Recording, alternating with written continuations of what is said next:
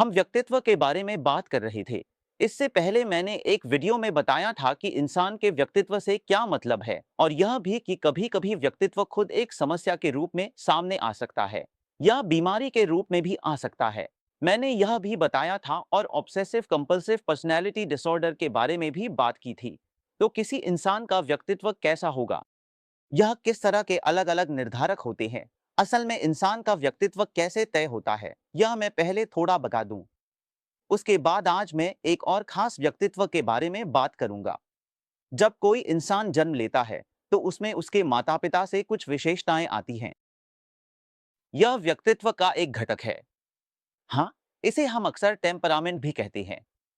और फिर जब वह बड़ा होने लगता है तो उसे किस तरह पाला पोसा गया, वह किस माहौल में बड़ा हुआ, क्या वह माहौल सौहार्दपूर्ण और प्यार भरा था या नहीं, या उसमें स्नेह था या उपेक्षा थी, या फिर अत्यधिक स्नेह था, या वह माहौल अपमानजनक था, मारपीट या शारीरिक या यहाँ तक कि यौन शोषण के बीच वह बड़ा हुआ या नहीं, आदि। ये सभी माहौल और परिवेश की स्थितियां उसके व्यक्तित्व के निर्माण में सबसे बड़ी भूमिका निभाती है। यानी कुछ चीजें आनुवांशिक या वंशानुगत होती है और कुछ चीजें परिवेश से आती है, जिसमें परिवेश की भूमिका सबसे अधिक होती है। इन दोनों के मेल से एक इंसान का व्यक्तित्व बनता है। उसका व्यक्तित्व वह कमजोर है या मजबूत, यह एक तरह से मूल्यांकन का पैमाना हो सकता है। इसी तरह उसका व्यक्तित्व किस प्रकार का है, हम मनोचिकित्सकीय भाषा में उसे अलग अलग श्रेणियों में रखते हैं। उनके नाम होते हैं कि वह किस प्रकार के व्यक्तित्व का स्वामी है, और ये अलग अलग व्यक्तित्व होते हैं, लेकिन असल में ये अलग अलग तरह की बीमारियों के लिए होते हैं। व्यक्ति की तरह अलग अलग तरह के व्यक्तित्व होते हैं। अगर व्यक्तित्व में समस्या हो तो हम कहते हैं कि वह मानसिक रोग है। साथ ही व्यक्तित्व की संरचना के अनुसार अलग अलग मानसिक बीमारियां हो सकती हैं, या कहें कि खतरा और बढ़ जाता है। एक जानकारी देता हूं, आपके आसपास हर एक 100 में से 10 से 20 को व्यक्तित्व संबंधी समस्या होती है। यह मेरी बात नहीं, यह बड़ी रिसर्च का निष्कर्ष है कि 10 से 20% सामान्य जनसंख्या इससे जूझ रही है।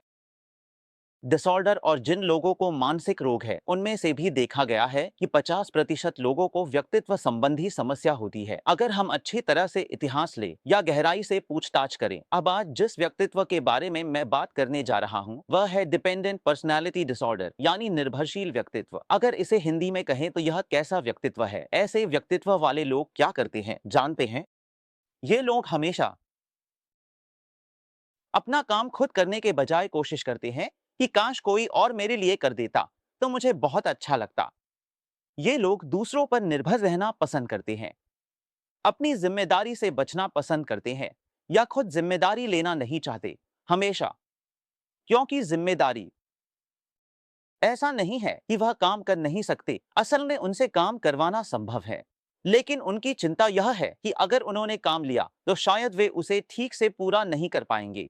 इसकी वजह है उनका आत्मविश्वास की कमी, क्योंकि वे बचपन से ही दूसरों पर निर्भर रहकर बड़े हुए हैं, यानी उन्होंने हमेशा दूसरों के माध्यम से ही अपने काम किए हैं। एक छोटी सी बात और बीच में यह कहना रह गया कि यह डिपेंडेंट पर्सनालिटी डिसऑर्डर है। अगर आप अपने बच्चे को ओवर प्रोटेक्शन देकर बड़ा करते हैं, यानी बहुत ज्यादा सुरक्षा देते हैं, यह मत करो, वह मत करो, ऐसे करो, वैसे करो, मैं कर दूंगा, नहीं नहीं तुम नहीं कर पाओगे, तो क्या होता है? मान लीजिए बच्चा पीले रंग की शर्ट पसंद करता है, आप कहते हैं नहीं नहीं यह शर्ट तुम्हें अच्छी नहीं लगेगी, मैं तुम्हारे लिए शर्ट पसंद कर देती हूँ। इस तरह उसका आत्मविश्वास नहीं बनता। वह किसी भी चीज में, ईद की शर्ट खरीदना हो या कुछ और, उसका कोई योगदान नहीं रहता, उसकी कोई राय नहीं मानी जाती। वो हर चीज में वह निर्भर हो जाता है, और ऐसा करते करते उसमें डिपेंडेंट पर्सनालिटी डिसऑर्डर विकसित हो जाता है। अब हम फिर डिपेंडेंट पर्सनालिटी डिसऑर्डर पर लौटते हैं। ऐसे लोग अपने काम खुद नहीं करना चाहते, दूसरों से करवाना चाहते हैं, और कोई भी काम खुद से शुरू नहीं कर पाते क्योंकि उनमें आत्मविश्वास की जबरदस्त कमी होती है, और जैसे ही वे उस काम के बारे में सोचते हैं डर लगने लगता है। इस तरह के लोग हमेशा किसी साथी के साथ रहना पसंद करते हैं। कोई ना कोई साथी, दोस्त या सहयोगी उनके साथ जरूर रहेगा। वे अकेले कहीं भी आगे नहीं बढ़ सकते, वे कहीं जा भी नहीं सकते। बिना साथी के तो वे सोच भी नहीं सकते। असल में बिना साथी के तो हम में से कोई भी सोच नहीं सकता। देखा जाए तो वे जहां भी जाएं, जो भी करें, उनके साथ एक व्यक्ति जरूर होना चाहिए। क्योंकि अगर ऐसा ना हो तो उनके अंदर डर या घबराहट काम करने लगती है। उन्हें लगता है कि वे नहीं कर पाएंगे। उन्हें लगता है कि शायद उनके लिए यह संभव नहीं होगा। और देखा गया है कि वे हमेशा साथी के लिए बेताब रहते हैं। अगर किसी कारण उनका पार्टनर, दोस्त या कोई और उनके पास से चला जाए तो वे तुरंत किसी और दोस्त या ऐसे व्यक्ति की तलाश करते हैं जिस पर वे निर्भर या भरोसा कर सकें। किसी को खोजने के लिए वे हमेशा बेताब रहते हैं। ऐसे लोग किसी के साथ मतभेद होने पर आसानी से ना नहीं कह पाते, क्योंकि अगर ना कह दिया तो कहीं वह मुझे छोड़कर न चला जाए, या ना कहने से कोई झगड़ा न हो जाए, या मेरा रिश्ता खराब न हो जाए। तो फिर क्या होगा? अगर मैंने उसे खो दिया तो मैं तो मुसीबत में पड़ जाऊंगा।